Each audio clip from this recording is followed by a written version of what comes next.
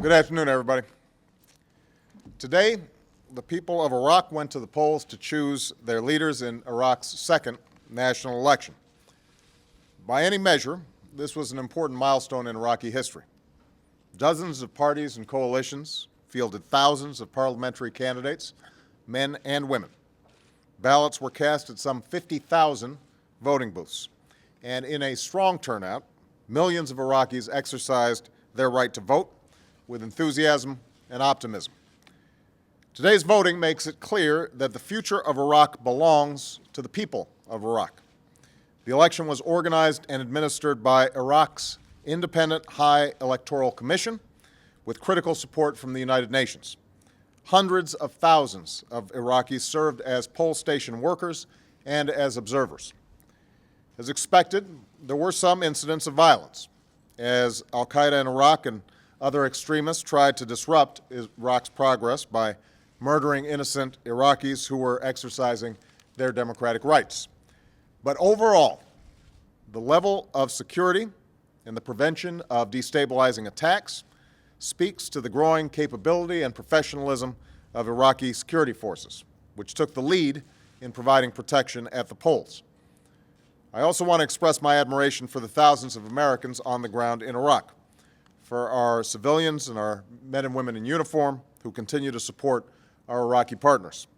This election is also a tribute to all who have served and sacrificed in Iraq over the last 7 years, including many who have given their lives. We are mindful, however, that today's voting is the beginning and not the end of a long electoral and constitutional process. The ballots must be counted, complaints must be heard, and Iraq, with the support of the United Nations, has a process in place to investigate and adjudicate any allegations of fraud.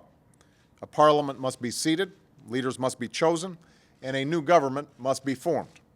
All of these important steps will take time, not weeks, but months. In this process, the United States does not support particular candidates or coalitions.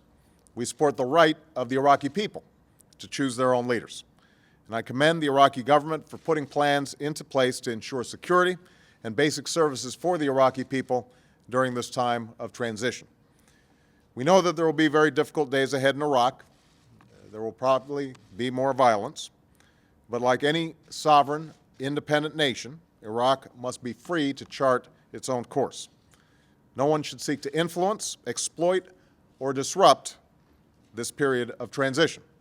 Now is the time for every neighbor and nation to respect Iraq's sovereignty and territorial integrity. A new Iraqi government will face important decisions about Iraq's future. But as today's voting demonstrates, the Iraq people want disagreements to be debated and decided through a political process that provides security and prosperity for all Iraqis. And as they go forward, the Iraqi people must know that the United States will fulfill its obligations. We will continue with the responsible removal of United States forces from Iraq.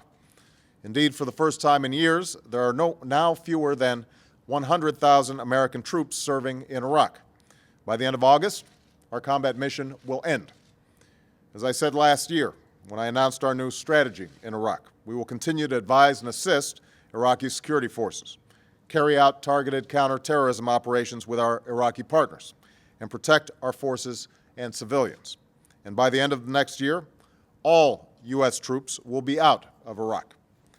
In the weeks and months ahead, the United States will continue to work closely with the Iraqi people as we expand our broad-based partnership based on mutual interest and mutual respect. And in that effort, I'm pleased that Vice President Biden will continue to play a leading role.